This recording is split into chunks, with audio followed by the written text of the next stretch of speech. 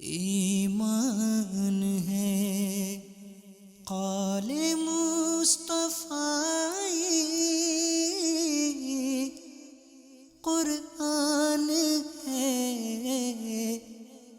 حال مصطفیٰ۔ الحمد للہ رب العالمین والصلاة والسلام علی سید الانبیاء والمرسلین، اما بعد فاعوذ باللہ من الشیطان الرجیم، بسم اللہ الرحمن الرحیم۔ الصلاة والسلام علیک یا رسول اللہ وعلی آلک واصحابک یا حبیب اللہ۔ الصلاة والسلام علیک یا نبی اللہ وعلی آلک واصحابک یا نور اللہ۔ الحمدللہ رمضان المبارک کے پرکیف اور پرمسرت لمحات میں، برکتوں والے ایام میں نبی رحمت شفیع امت صلی اللہ تعالیٰ علیہ وآلہ وسلم کی احادیث کا درس سننے کی ہمیں سعادت حاصل ہو رہی ہے۔ آج بھی انشاءاللہ عز و جل ایک حدیث مبارکہ اور اس کی تشریح سننے کی سعادت حاصل کریں گے۔ امام ترمذی رحمۃ اللہ تعالیٰ علیہ روایت کرتے ہیں کہ نبی رحمت صلی اللہ تعالیٰ علیہ وآلہ وسلم نے ارشاد فرمایا، احب اللہ لما یغذوکم بہ من نعمہ وَأَحِبُّونِي لِحُبِّ اللَّهِ وَأَحِبُّ أَهْلَ بَيْتِي لِحُبِّي، یعنی اللہ سے محبت کرو اس لیے کہ وہ تمہیں اپنی نعمتوں کے ذریعے پالتا ہے، اور مجھ سے اللہ کی محبت کی وجہ سے محبت کرو، اور میرے اہل بیت سے میری محبت کی وجہ سے محبت کرو۔ کچھ گفتگو ہم نے اپنے پچھلے پروگرام میں اللہ تبارک و تعالیٰ کی محبت کے حوالے سے سنی تھی کہ اللہ تبارک و تعالیٰ بندے سے محبت کرتا ہے، اور بندوں کو بھی اس بات کا حکم ہے کہ وہ اللہ پاک سے محبت کریں، اور ایمان والے سب سے بڑھ کر جو محبت کرتے ہیں وہ اللہ جل شانہ سے محبت کرتے ہیں، جیسا کہ سورہ بقرہ میں اللہ پاک ارشاد فرماتا ہے، والذین آمنوا اشد حبا للہ، وہ لوگ کہ جو ایمان والے ہیں سب سے زیادہ اللہ سے محبت کرتے ہیں۔ تو اللہ پاک کی محبت، اگر اس کی تفصیل میں جائیں تو امام غزالی رحمۃ اللہ تعالیٰ علیہ اور دیگر علماء نے یہ بات لکھی ہے کہ حقیقی محبت کے لائق جو ذات ہے وہ صرف اللہ تبارک و تعالیٰ کی ہے، یعنی جن بنیادوں پر، جن اصولوں پر، جن چیزوں کی وجہ سے کسی سے محبت کی جاتی ہے تو وہ ساری باتیں حقیقی طور پر اللہ تبارک و تعالیٰ کی ذات ہی کی طرف سے۔ ایک مثال امام غزالی رحمۃ اللہ تعالیٰ علیہ نے یہ ارشاد فرمائی کہ عام طور پر اگر کسی سے محبت کی جاتی ہے تو اس کا ایک سبب اور ایک وجہ اس کا احسان بنتا ہے، اس کی طرف سے انعامات بنتے ہیں۔ کوئی شخص کسی دوسرے کے اوپر انعام کرتا ہے، آپ کے دوست نے آپ کے ساتھ احسان کیا، آپ کے ساتھ بھلائی کی، آپ قرضے میں جکڑے ہوئے تھے، اس نے آپ کو رقم دی جس سے آپ نے اپنا قرضہ ادا کیا، آپ کو کسی چیز کی ضرورت تھی، حاجت تھی، آپ کے پاس رقم موجود نہیں تھی، اس نے آپ کی مدد کرتے ہوئے آپ کو رقم دی، تو اب موقع کے اوپر وہ آپ کے کام آیا، تو نتیجہ یہ نکلتا ہے کہ آپ کے دل کے اندر اس کی محبت بڑھتی ہے،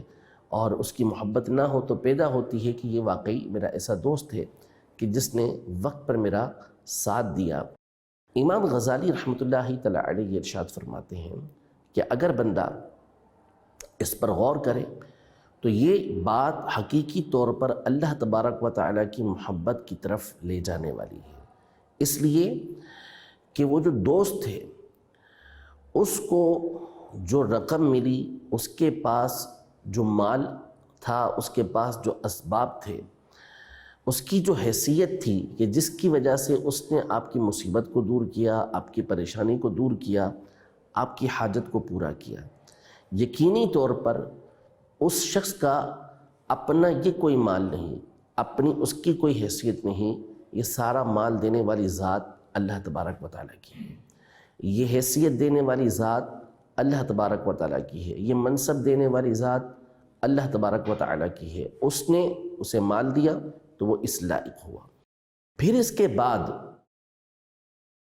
اللہ پاک نے ہی اس کے دل کے اندر یہ جذبہ اور یہ خیالات پیدا کیے، یہ تحریک اس کے دل کو اللہ تبارک و تعالیٰ کی طرف سے ہوئی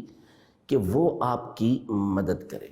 آپ کی پریشانی کو دور کرے۔ یقیناً اگر اللہ تبارک و تعالیٰ اس کو اس بات کی توفیق نہ دیتا، اس کے دل کے اندر یہ خیال پیدا نہ کرتا، تو وہ کہاں سے آپ کی مدد کرتا؟ ہزاروں لوگ اس کے سامنے موجود ہیں جو پریشانیوں کے اندر مبتلا ہیں، جو مصیبتوں کے اندر مبتلا ہیں، لیکن اس کا دل جو آپ کی طرف متوجہ ہوا، اس نے جو آپ کی پریشانی دور کی، یہ خیال اس کے دل کے اندر کس نے ڈالا؟ اللہ تبارک و تعالیٰ نے۔ اسی طرح امام غزالی رحمۃ اللہ تعالیٰ علیہ نے احیاء العلوم کی 4 اور 5 جلد میں بڑی تفصیل کے ساتھ گفتگو کرتے ہوئے تمام اسباب پر گفتگو کی ہے، اور یہ ارشاد فرمایا کہ آپ ہر محبت کے پیچھے جب جائیں گے کہ جن بنیادوں پر واقعی نفسانی خواہشات سے ہٹ کر محبت کی جاتی ہے، تو اس کا مرجع آپ کو اللہ تبارک و تعالیٰ کی ذات ہی ملے گی۔ وہی ذات ہے کہ جس نے لوگوں کو کمال دیا، وہی ذات ہے کہ جس نے لوگوں کو شفقت و مہربانی عطا کی، تو بندہ حقیقی طور پر اللہ پاک سے محبت کرے۔ اب یہاں علماء نے بہت ساری باتیں مزید بیان کی ہیں کہ اللہ پاک کی محبت، اللہ پاک کی محبت کا ایک معنی تو یہ بنتا ہے کہ جب ایک طرف بندے کی نفسانی خواہش ہو، بندے کا اپنا دل کسی کام کو کرنے کا کرتا ہو، اور دوسری طرف اللہ پاک کا حکم ہو، اس کا دل چاہ رہا ہے کہ میں یہ کام کروں، گناہ کا مثال کے طور پہ کوئی کام ہے، لیکن دوسری طرف اللہ پاک کا حکم موجود ہے، اللہ پاک نے اس کام کے کرنے سے منع فرمایا ہے، یا ایک کام ہے اسے کرنے کا بندے کو دل نہیں کر رہا، لیکن دوسری جانب وہ دیکھتا ہے کہ اللہ پاک نے اس کام کے کرنے کا حکم دیا ہے۔ مثلا نماز پڑھنے کا حکم دیا، سردیاں ہیں اور وضو کرنا بندے کے لیے مشکل ہو رہا ہے، اس کا دل نہیں کرتا کہ میں وضو کروں، لیکن دوسری جانب وہ دیکھتا ہے کہ میرے رب عز و جل نے مجھے اس بات کا حکم دیا ہے،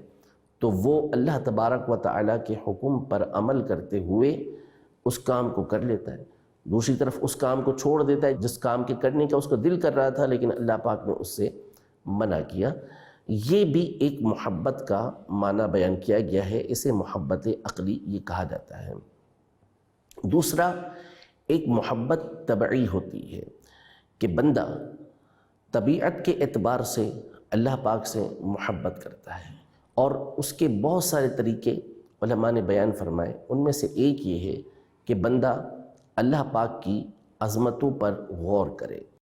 اس کی مخلوق کے اوپر غور کرے کہ اللہ پاک نے کتنے بڑے بڑے آسمانوں کو پیدا کیا، کتنے بڑے بڑے فرشتوں کو پیدا کیا، جبریل امین علیہ السلام جیسے فرشتے کو اللہ پاک نے پیدا فرمایا، ان سے بڑے حضرت اسرافیل علیہ السلام کو پیدا فرمایا، عرش کو پیدا فرمایا، کرسی کو پیدا فرمایا، جنت و دوزخ کو اللہ پاک نے پیدا فرمایا۔ تو اتنی بڑی بڑی اشیاء کو اللہ پاک نے اپنی قدرت سے پیدا فرمایا۔ آسمان کی تخلیق میں بندہ جب غور کرتا ہے تو صدیاں بیت چکیں، صدیاں گزر چکیں، لیکن آج تک آسمان میں کسی طرح کا کوئی رخنا نہیں ہوا، صدیاں گزر چکی ہیں، سورج اسی روٹین کے ساتھ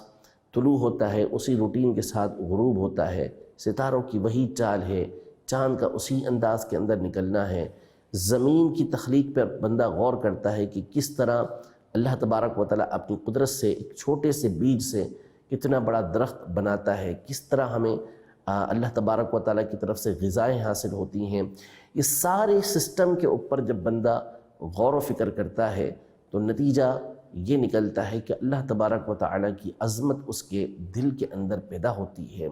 اور پھر اس کے بعد جب وہ یہ غور کرتا ہے کہ میرا رب عز و جل اتنا عظیم ہونے کے بعد، میرا مالک، میرا خالق، میرا رب عز و جل اتنا عظیم ہے، پھر بھی وہ مجھ سے، میری ماں سے، میرے باپ سے اور ہر ایک سے بڑھ کر محبت کرتا ہے۔ یعنی کوئی بڑی شخصیت ہو، طاقتور شخصیت ہو، قدرت رکھنے والی شخصیت ہو، حکومت رکھنے والی شخصیت ہو، اگر وہ ہم سے محبت کرے تو ہم کتنا اس کے اوپر فخر کرتے ہیں، کتنا ناز کرتے ہیں کہ یار وہ ہم سے محبت کرتے ہیں۔ کوئی بزرگ ہیں، کوئی عالم ہیں، کوئی مفتی ہیں، بڑی شخصیت ہیں، اگر وہ ہم سے محبت کرتے ہیں تو ہم جگہ جگہ بتاتے پھرتے ہیں کہ ان کو مجھ سے بڑی محبت ہے، میرا ذکر کرتے ہیں، مجھے اپنے پاس بلاتے ہیں، بٹھاتے ہیں، یہ باتیں ہم لوگوں کے سامنے بیان کرتے ہیں۔ تو ذرا سوچیں کہ احکم الحاکمین، رب العالمین، جو تمام بادشاہوں کا بادشاہ ہے، ہر ایک کا وہ مالک و خالق ہے، وہ اتنا عظیم ہونے کے بعد ہم سے محبت کرے تو کس قدر ہمارے دل کے اندر اس کی ذات کے لیے محبت کے جذبات یہ پیدا ہوں گے۔ تو یہ اللہ تبارک و تعالیٰ سے محبت کرنے کا ایک طریقہ علماء نے بیان کیا۔ اس کے علاوہ اور بہت سارے طریقے کتابوں کے اندر ذکر ہیں۔ یہاں علماء نے ایک خوبصورت گفتگو ایک اور کی ہے کہ اللہ تبارک و تعالیٰ کی جو عبادت ہے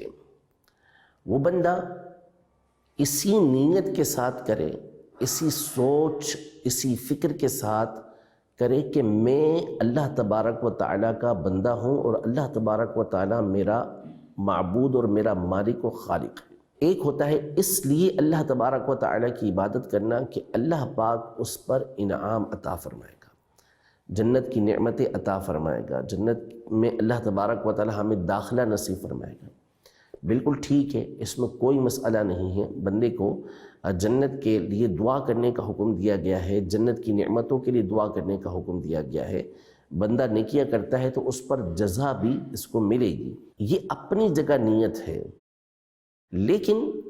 ساتھ ہی ساتھ جو سب سے بڑھ کر بندے کی توجہ ہونی چاہیے وہ رب تبارک و تعالیٰ کی ذات کی طرف ہونی چاہیے۔ اسی طرح بندہ اللہ تبارک و تعالیٰ کی عبادت کرتا ہے، اس کی نافرمانی سے بچتا ہے، گناہ نہیں کرتا، کیوں؟ اس لیے تاکہ اللہ تبارک و تعالیٰ جہنم میں داخل نہ فرمائے، وہ عذاب نہ دے۔ بالکل ٹھیک ہے، ہمیں اس بات کا حکم دیا گیا، قرآن پاک میں اس بات کا حکم موجود ہے کہ ہم نے جہنم سے اپنے آپ کو بھی اور اپنے گھر والوں کو بھی بچانا ہے، جگہ جگہ اس بات کا حکم موجود ہے۔ لیکن بندہ حقیقی طور پر جو توجہ رکھے وہ اللہ تبارک و تعالیٰ کی ذات کی طرف رکھے۔ انعام اپنی جگہ، لیکن عبادت اس لیے کرے کہ میرا رب عز و جل مجھ سے راضی ہو جائے۔ یہ اللہ تبارک و تعالیٰ کا ہم پر حق ہے کہ ہم اس کی عبادت کریں۔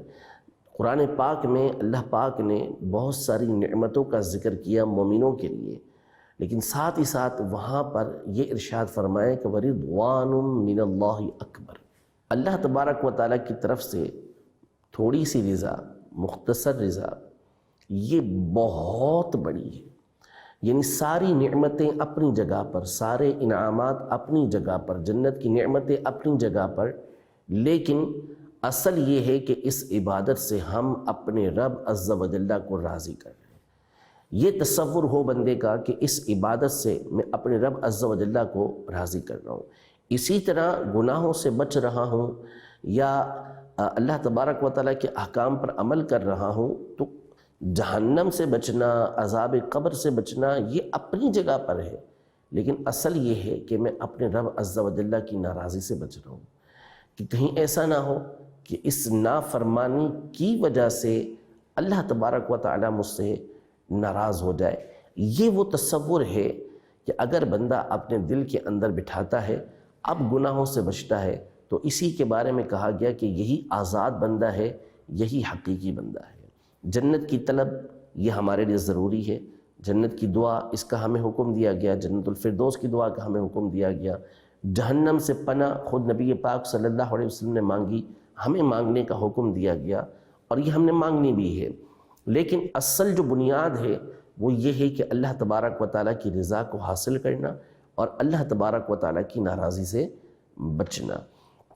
تو بندہ اللہ پاک کی نعمتوں پہ غور کرے، اس کے انعامات پر غور کرے، اپنی ذات کے اوپر غور کرے، تو خود ہی اسے اس بات کا احساس ہوگا اور یہ غور و فکر اس کا تقاضا یہ بنے گا کہ وہ اللہ تبارک و تعالیٰ سے محبت کرے گا۔ پھر آگے نبی پاک صلی اللہ تعالیٰ علیہ وآلہ وسلم نے ارشاد فرمایا کہ وَأَحِبُّونِي لِحُبِّ اللَّهِ، کہ مجھ سے محبت کرو اللہ پاک کی محبت کی وجہ سے۔ نبی پاک صلی اللہ تعالیٰ علیہ وسلم کی ذات گرامی یقیناً اللہ پاک نے وہ کامل و اکمل بنائی ہے کہ محبت کے جتنے اسباب ہیں آپ صلی اللہ تعالیٰ علیہ وسلم کی ذات میں، مخلوق میں سب سے بڑھ کر پائے جاتے ہیں۔ نبی پاک صلی اللہ تعالیٰ علیہ وسلم کا حسن و جمال بے مثل و بے مثال، یعنی بندہ اگر کسی کے حسن و جمال کی وجہ سے محبت کرتا ہے تو آپ علیہ والسلام سب سے بڑھ کر اس کے مستحق و لائق ہیں کہ آپ کے حسن و جمال کی وجہ سے آپ سے سب سے بڑھ کر محبت کی جائے۔ کمال کی بات کی جائے، درجات کی بلندی کی بات کی جائے تو وہ بھی نبی پاک صلی اللہ تعالیٰ علیہ وآلہ وسلم کی ذات میں سب سے بڑھ کر موجود ہیں۔ احسانات کی بات کی جائے، نوازشوں کی بات کی جائے جس کی بنیاد پر محبت کی جاتی ہے تو مخلوق میں نبی پاک صلی اللہ علیہ وسلم سے بڑھ کر کوئی بھی احسان کرنے والا، انعام کرنے والا نہیں ہے۔ ان تمام بنیادوں پر نبی پاک صلی اللہ علیہ وسلم سے محبت کی جاتی ہے، لیکن ان تمام کی جو اصل ہے وہ اللہ تبارک و تعالیٰ کی محبت ہے کہ نبی پاک صلی اللہ تعالیٰ علیہ وآلہ وسلم اللہ کے بھیجے ہوئے رسول ہیں، اور اللہ پاک کی محبت کا تقاضا یہ ہے کہ نبی پاک صلی اللہ تعالیٰ علیہ وسلم سے محبت کی جائے۔ یعنی حضور پاک صلی اللہ تعالیٰ علیہ وآلہ وسلم سے محبت یہ اللہ پاک کو پسند ہے، اللہ پاک اس سے راضی ہوتا ہے، تو نبی پاک صلی اللہ تعالیٰ علیہ وآلہ وسلم سے لوگ محبت کریں، آپ کی امت آپ سے محبت کرے۔ اور یہاں بھی محبت کے ایک معنی علماء نے یہ بیان کیے ہیں کہ نبی پاک صلی اللہ تعالیٰ علیہ وآلہ وسلم کے طریقہ کار پر چلنا، نبی پاک صلی اللہ تعالیٰ علیہ وآلہ وسلم کی سنتوں کو اپنانا، نبی پاک صلی اللہ تعالیٰ علیہ وآلہ وسلم کی سیرت طیبہ کا مطالعہ کرنا اور اس کے مطابق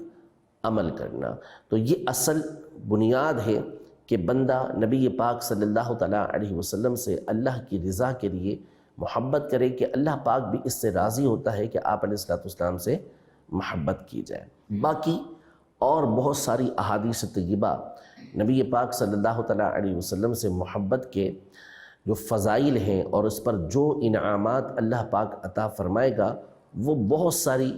احادیث طیبہ کی کتابوں کے اندر موجود ہیں، اور ہم الحمدللہ سنتے بھی رہتے ہیں۔ نبی پاک صلی اللہ تعالیٰ علیہ وسلم کی بارگاہ میں مشہور حدیث پاک ہے، برکت کے لیے اسے سنتے ہیں کہ نبی پاک صلی اللہ تعالیٰ علیہ وسلم کی بارگاہ میں ایک صحابی رضی اللہ تعالیٰ عنہ حاضر ہوئے، عرب کے دیہات کے رہنے والے تھے۔ آ کر نبی پاک صلی اللہ تعالیٰ علیہ وسلم سے عرض کی کہ متی الساعہ، قیامت کب آئے گی؟ نبی پاک صلی اللہ علیہ وسلم نے ان سے ارشاد فرمایا کہ تم نے قیامت کے لیے کیا تیاری کر رکھی ہے؟ یعنی قیامت کے بارے میں سوال کر رہے ہو، قیامت کب آئے گی وہ تو مقرر ہے، اللہ پاک نے اس کا وقت مقرر کیا ہوا ہے، لیکن تم نے قیامت کے لیے کیا تیاری کر رکھی ہے؟ تو انہوں نے نبی پاک صلی اللہ علیہ وسلم کی بارگاہ میں عرض کی کہ یا رسول اللہ صلی اللہ علیہ وسلم انی احب اللہ ورسولہ، میں اللہ اور اس کے رسول سے محبت کرتا ہوں۔ تو حضور پاک صلی اللہ تعالیٰ علیہ وسلم نے ان کی بات سن کر ارشاد فرمایا انت مع من احببت، تو اسی کے ساتھ ہوگا جس سے تو محبت کرتا ہے۔ یعنی نبی پاک صلی اللہ علیہ وسلم سے محبت کا جو صلہ انہیں حاصل ہوگا، اس کا جو ثواب انہیں حاصل ہوگا وہ یہ ہوگا کہ قیامت کے دن نبی پاک صلی اللہ علیہ وسلم کے ساتھ ہوں گے۔ اور ایک اور حدیث پاک میں فرمایا کہ المرء مع من احب، کہ ہر شخص اسی کے ساتھ ہوگا جس سے وہ محبت کرتا ہے۔ یقیناً وہ صحابی تھے، مولا علی قاری رحمۃ اللہ تعالی فرماتے ہیں کہ ان سے تصور ہی نہیں ہو سکتا کہ جو چیزیں ان کے اوپر لازم ہیں وہ اس کو چھوڑتے ہوں۔ بتانے کا ان کا مقصد یہ تھا کہ میں کو بہت زیادہ نوافل ادا نہیں کرتا، بہت زیادہ نفلی روزے نہیں رکھتا، البتہ میں اللہ اور اس کے رسول سے محبت کرتا ہوں۔ آگے نبی پاک صلی اللہ تعالیٰ علیہ وسلم نے ارشاد فرمایا وَأَحِبُّوا أَهْلَ بَيْتِي لِحُبِّي، کہ میری محبت کی وجہ سے میرے اہل بیت سے محبت کرو۔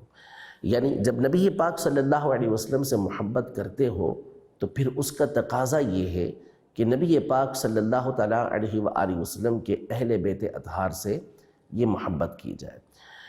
یعنی اہل بیت اطہار چونکہ نبی پاک صلی اللہ تعالیٰ علیہ وآلہ وسلم کے جگر کا ٹکڑا ہیں، آپ صلی اللہ تعالیٰ علیہ وآلہ وسلم کا خون ہے،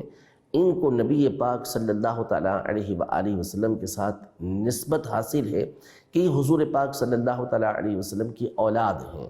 لہذا جب نبی پاک صلی اللہ تعالیٰ علیہ وآلہ وسلم سے ان کی نسبت ہوئی تو اب محبت کا جو سبب ہے وہ نبی پاک صلی اللہ تعالیٰ علیہ وآلہ وسلم کی ذات گرامی ہے۔ یہی ایمان کا حصہ ہے اور یہی ایمان کا تقاضا ہے۔ اللہ پاک نے اہل بیت اطہار کو کمالات عطا فرمائے، حسن و جمال عطا فرمایا، ان کو نرم دلی عطا فرمائی، وہ لوگوں پر احسانات کرتے تھے، سخاوت کرتے تھے، خوبیاں ہی خوبیاں اللہ پاک نے عطا فرمائی۔ ان بنیادوں پر بندے کا